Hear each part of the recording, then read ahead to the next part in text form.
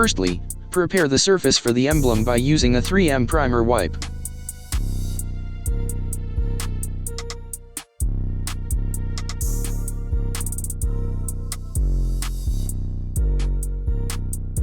Next, peel off the backing of the emblem and ensure that all the letterings are attached to the front transfer decal.